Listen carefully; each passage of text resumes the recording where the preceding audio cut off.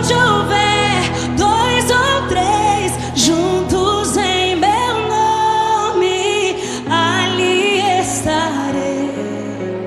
Faz mais uma vez. Toda a terra será cheia do conhecimento da glória de Deus. Graça e paz, igreja. Senhor, está sua filha, Pai. Use a vida dela, Pai, para conduzir esse culto, meu Pai. Coloque no coração dela aquilo que ela tem que falar para cada um de nós que está aqui. Precisamos ouvir de Ti, Senhor Jesus. A vida da sua filha, esse culto, Pai, que venha essa resposta de orações para cada um que está aqui. Amém? Graça e paz, igreja. Amém. Não tem como a gente não entrar aqui, chegar aqui, né, dessas portas para dentro e não sentir a presença do Senhor operar grandemente neste lugar. Não porque nós somos merecedores, muitas das vezes também não é porque somos tão íntimos dele. Ele sim procura esses tais. E como o presbítero bem diz aqui, que onde tiver um ou dois na presença dele reunidos, ou três ou mais, ele se faz presente. E ele se faz presente porque ele vela para que a palavra dele se cumpra. E ele também tem prazer em cumprir o que ele prometeu para nós. E o presbítero falando aí dos propósitos da pessoa que, às vezes, por causa de um bom desenvolvimento ou boas condições, se adquire boas condições nessa vida. E ali é realmente um almejo de todos nós. Quem não sonha com uma casa bem acabada, com um carro do ano, com viagens, com boas bebidas, boas comidas. E é o sonho de todo mundo, de todo trabalhador, poder ter uma vida de condições favoráveis. Mas ali a palavra também fala, de que adianta a gente ter tudo isso sem a presença do Senhor?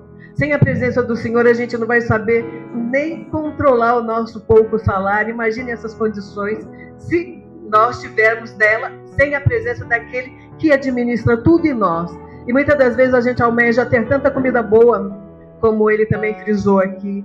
A pessoa declarou com as bocas dela, olha, eu tenho tudo isso, mas eu queria a paz que a minha empregada tem morando no quartinho. Porque muitas das vezes essa delícia está ali no nosso alcance, mas às vezes a gente não pode desfrutar devido a uma enfermidade. Como a gente tem visto ali pessoas que têm condições e hoje, devido a uma doença maligna por causa de vício, ele não tem as cordas, não tem a saúde da traqueia dele, então ele não pode se alimentar como eu e você podemos. Ele precisa se alimentar por meio de sondas, né? Porque o vício em si é uma estratégia que Satanás põe nas nossas vidas para nos privar disso, porque ali a pessoa estudou, ela tem conhecimento, porque as condições nos favorecem isso, mas não adiantou nada, porque não soube administrar aquilo que o Senhor confiou. E ali hoje, quando tem condições de desejar comida, é só o desejo, porque às vezes Satanás induziu a se acabar na porcaria do vício, e o vício tirou todo o benefício que é a saúde, que é a pior coisa, você almejar comida e não poder comer. E se a gente lembrar bem, outrora a gente veio à vida com tudo no lugar, o nosso olfato no lugar, com o nosso paladar no lugar, com os nossos pensamentos, raciocínio, tudo no lugar. E por causa de uma infelicidade, de um vício maligno, a gente perde tudo isso. E sendo que o Senhor nos concedeu de graça. E também a mensagem, os louvores também falou grandemente ao nosso coração a respeito da presença do Senhor. E ali eu estava ali refletindo, no momento que a Grace louvava esse louvor aí do Kleber Luca, me veio ali a lembrança da parábola do rico e do pobre, né? Ali a palavra fala para nós que os dois vieram morrer no mesmo dia. E ali diante ali do lugar ali que é reservado para aquele que aceitou o Senhor nessa vida, o privilégio de quem aceitou, abriu mão de todas as delícias do mundo para viver uma vida debaixo da graça do Senhor. Tem um lugar na Bíblia, não lembro mais como está escrito ali, para falar para os irmãos como está escrito, que ali é o lugar aonde é preparado para vir os mortos. Quando veio o anjo, né, porque a palavra dá respaldo falando assim que veio anjos pegar o pobre e veio anjos também pegar o rico.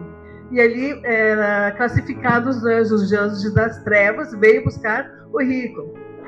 E ali naquele determinado lugar, a palavra diz que eles tiveram a lembrança da vida terrena deles, né? E ali o rico viu ali que ele estava em uma condição desfavorável, enquanto o pobre estava numa condição favorável. E ali, eu creio que aquela pessoa que falava representava o próprio Espírito Santo. E ali, naquela dor, naquele tormento, o rico pedia assim: peça para que ele molhe o dedo e venha passar na minha boca. E a minha avó contava a história de a pessoa, quando ela está agonizando, ela sente essa necessidade de água, dependendo de um tiro, só que não pode, né? E ali, até isso, o rico desejou. E não desejou água num copo, como ele podia impor ali quando ele tinha as condições favoráveis. Ele almejou que o mendigo molhasse o dedo e viesse refrescar a boca dele. E ali a pessoa que representava ali aquele lugar falou assim: ainda que ele quisesse, tem um abismo que separa você dele. Não tem como. Quem está daquele lado não vem para cá e ninguém que está desse lado aqui vai para lá. E ali a palavra também é claro, como é para mim e é para você hoje que está aqui, a família. E ali, coitado, ele lembrou, né? E que o Senhor tenha misericórdia de nós, porque nós também somos sujeitos. E ali, ele lembrou da família dele. E como eu e você, como todos nós que, pela graça, temos esse encontro ainda nessa vida que é o que nós estamos fazendo, ele esteve lá, só que um pouquinho tarde. E ali, todas as vezes que eu paro para me pensar nisso, eu fico, meu Deus, é claro que a gente vai ter um momento que a gente vai trazer à memória toda a vida que nós tivemos aqui.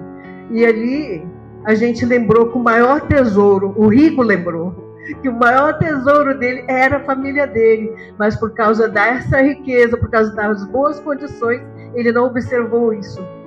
Muitas das vezes também a riqueza vai nos tirar isso, né? De nos priorizar a nossa família. E a prioridade nossa, abaixo da graça de Deus, é a família. Não importa a situação, é a família. E se nós não entender isso, não estar na posição, porque todas as histórias da Bíblia é a família. Abraão intercedeu por Ló, que estava numa vida que só Deus sabe. E ali, conforme ele orava, o Senhor falava: por causa das suas orações, eu vou salvar. Não é bem essas palavras, né? Eu vou, e tipo ali, ele se encarregou de enviar anjos para ir buscar aquele que lhe apresentava em oração para ele. E ali, como a mulher, a vida dela, o eu dela estava voltada para o mundo, a regra era essa, porque diante do Senhor também tudo tem regra. A regra é: vá e não olhe para trás. E ali, né, eles obedeceram. Os anjos foram conduzindo eles até umas alturas para livrar daquela destruição que veio para aquela cidade, ou para aquela nação, não sei, não me lembro. E ali, mais adiante, quando passou um pouquinho, a mulher sentiu de olhar para trás. E muitas das vezes é assim as nossas vidas.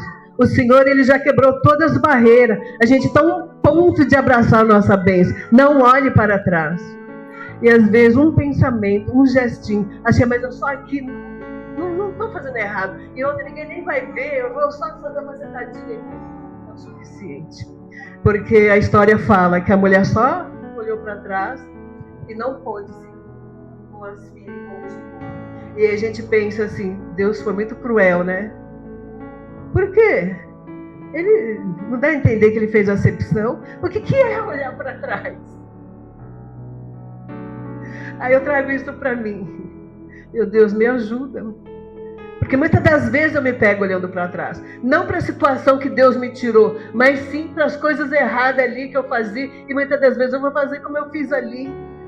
É só um jeitinho. Não, o Senhor fala que uma vez que nós estamos debaixo da graça dele, é debaixo da graça dele o tempo todo. Porque a partir do momento que a gente der esse deslize, aí pronto, o inimigo já tem toda a legalidade para infiltrar nas nossas conquistas e também tirar até mesmo os nossos sonhos. E ali, essa passagem aí do rico e do pobre, também me faz eu refletir sobre a minha família. Não é porque eu sou melhor do que ninguém, mas se tem algo precioso até os dias de hoje, que eu posso falar, esse bem é o maior tesouro que Deus me concedeu, é a minha família. E antes eu levava de qualquer jeito, como foi falado aqui. Chegou uma época da minha vida que eu tive vontade de chutar e ir atrás da minha felicidade, como essa mulher aí que o presbítero contou aqui. Eu sonhava com carro, sonhava com vida e tal, e chegou um ponto que os filhos estavam seguindo a vida deles, eu achei, chegou o momento de eu mudar de vida. E eu vou atrás da minha vida, porque essa vida aqui não está valendo a pena. Mas aí a misericórdia veio e trouxe a igreja, trouxe os irmãos para segurar na minha mão. Mas ali eu já tinha tomado uma decisão que eu ia ganhar o mundo, eu ia aproveitar a vida, porque eu estava ficando velho e precisava curtir a vida antes de morrer. Meus filhos já estavam grandes e eu já estava caminhando para a morte. Então, mais uma vez, a gente tem que agradecer ao Senhor por tudo, porque na presença do Senhor nada nos acontece por acaso. Na presença do Senhor é isso aí, é Ele que vai se responsabilizar por cada passo que nós damos nas nossas vidas, porque não fomos nós que escolhemos estar aqui, Kátia, porque nossa escolha é outra bem diferente, mas Ele escolheu você para estar aqui na sua noite, porque Ele tem um plano novo, Ele tem história nova para nossas vidas, e a nossa família é prioridade. A Bíblia dá dicas que a família está em primeiro lugar nas nossas vidas. Primeiramente, a graça dele para seguir adiante e a nossa família. A gente tem que zelar pela nossa família. E ali a passagem fala também que esse rico, ele clamou pela família naquele momento. Ele falou assim: mande que alguém desça lá embaixo e fale para minha família, fale para os meus filhos, para que eles não venham parar aqui. É a Bíblia que fala. Então, ali a gente reflete para a gente, então, meu Deus, vamos ter um momento ali de refletir sobre todos os nossos feitos aqui. O Senhor vai trazer a memória.